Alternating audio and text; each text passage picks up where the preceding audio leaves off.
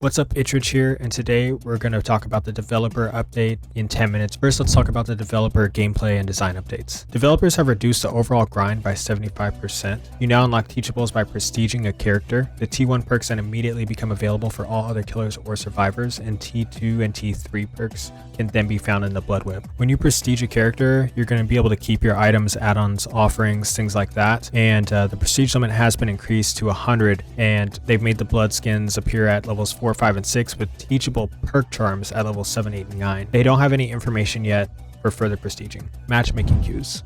Bonus blood points will be given to roles needed for matchmaking. The percent will start at 25% and maximize up to 100% based on how much they need it. In short, if Deja needs some killers, you'll get bonus points for playing killer, but you will need crossplay enabled to be able to get the bonus blood points. Generators now take 90 seconds instead of 80. It doesn't seem like a lot, but those 10 seconds will make a huge difference in games. Now let's talk about the killer buffs.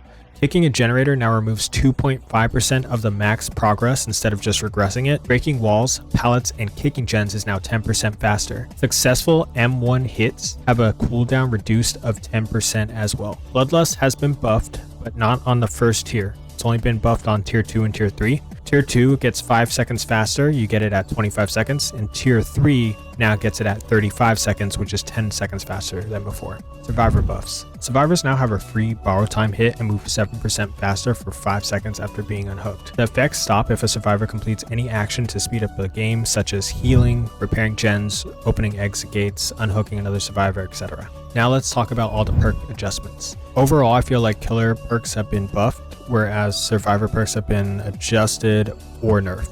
First perk up is barbecue and chili. With barbecue, they've just removed the bonus blood points just because they believe that it's easier to get them now. It still does the same thing, and that's why it's in the viable tier. Ruin has been nerfed. Regression was at 200% and now it's at 100%.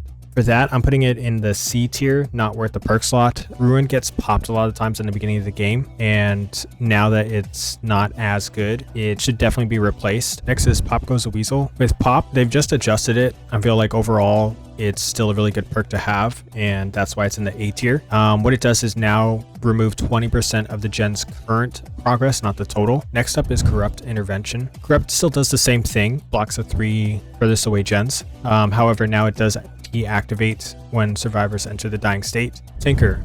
Tinker's still a very good perk. The only thing is now it can only activate once per generator. NOED. NOED has been changed to where survivors can see the aura if they're within 4 meters upon activation, and it increases to 24 meters over the course of 30 seconds. Next is the Scourge Hook Pain Resonance. This perk no longer makes survivors scream and get off gens.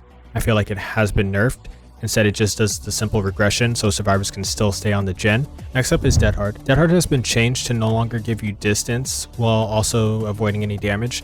Now it basically gives you a free hit. Because of that, it is still a good perk. It's just not as OP as it was before, but there's still a lot of outplay potential that you can have with this, and that's why I have it in the very good slot. Next up is Decisive Strike. This perk now deactivates once the exit gates are powered, which I feel like it was mostly OP in the end games. If you can actually use it during the middle of a match, it doesn't make that much of a difference. It buys you a little bit more time. The killers should not be tunneling based off these new free BT hits off of hooks. So I feel like the value of it has just changed it to not worth the perk slot anymore. Borrowed time has been changed to where it's giving you a little bit extra time of what you get instantly off of a hook anyways.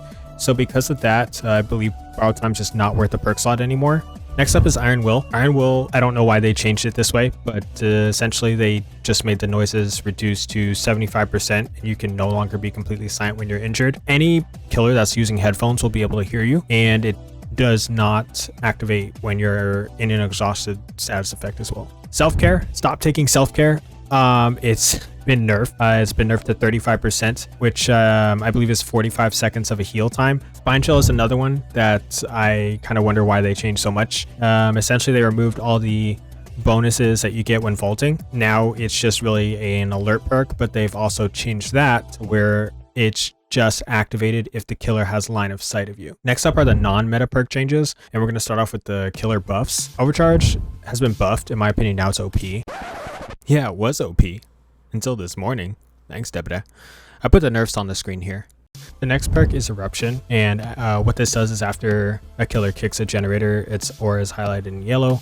and whenever you put a survivor into the dying state, every affected generator explodes and starts regressing, removing the highlighted aura, the yellow aura from them. It does apply a 6% progression penalty, and any survivor that's repairing it when it explodes will scream and suffer the incapacitated status effect for 16 seconds, but they actually buff that. So in this case, it's going to be up to 25 seconds and a regression penalty of 10%. Next perk is Knockout. In addition to its current effect, Knockout will cause dying survivors to crawl 50% slower for 15 seconds and reduce their recovery speed by 25%.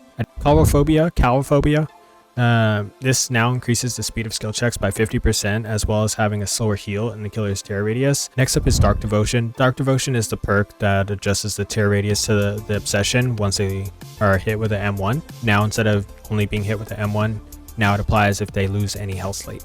Jolt is up next. I feel like Jolt is now OP. It does not have a cooldown anymore, so killers can actually make really good plays if they're able to knock down 2 survivors within a 32-meter radius of a generator. That can actually happen multiple times in a game, so because of that, it can actually be game-changing. Lethal Pursuer, it does increase all aura reading effects by 2 seconds, which I don't feel like is that great. Next up is Scourge Hook, Gift of Pain. This one has been buffed by increasing the action speed penalty to 16% at max rank.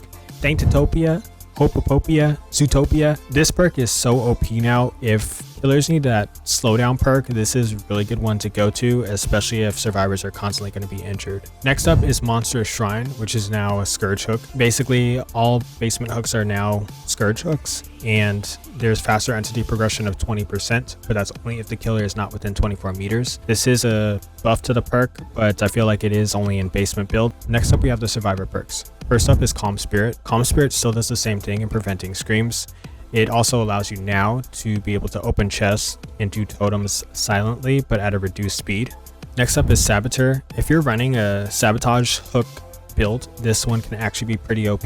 It tells you where all of the Scourge hooks are going to be. Now we have Botany Knowledge. Botany Knowledge now increases the healing speed by 30, 40, 50% depending on the tier. Essentially is a faster heal. I still feel like it's not worth even if you're doing a botany self-care. Next up is Off the Record. I'm putting this one in the very good slot. I feel like this is a good perk that can be used, but it is very situational. It does give you a free hit up to 80 seconds after being unhooked. Off the Record is also very situational, so that's why it's not in the OP slot, but you can make use of it in a good way. Lucky Break. This perk is now viable. I feel like it's a lot better now that you can actually add recharges. Essentially, they've changed it to where each second that you spend healing another survivor increases your duration by 1 second. Now we're going to talk about Pharmacy. Pharmacy is not worth a perk slot. Instead, I would rather just take a med kit. When you search a chest while injured, this will guarantee you a med kit to be able to heal. Soul Survivor. With Soul Survivor, they did do a buff to it. However, I still feel like this perk is useless. It does require you to essentially lose the game, and it does give you a lot more chances of escaping, with exit gate being able to open up at 50% faster and repair speed to gens at 75%, but most of the time you're just going to be looking for hatch anyways. Distortion is next. Distortion has always been a pretty good perk. It prevents you from being seen by any aura reading abilities from the killer, and you do gain 1 token now for every 30 seconds that you spend within the killer's tear radius, which is usually going to be 1 chase. Lightweight is up next. Lightweight has always been a fun perk. It does make it harder for you to be tracked by the killer.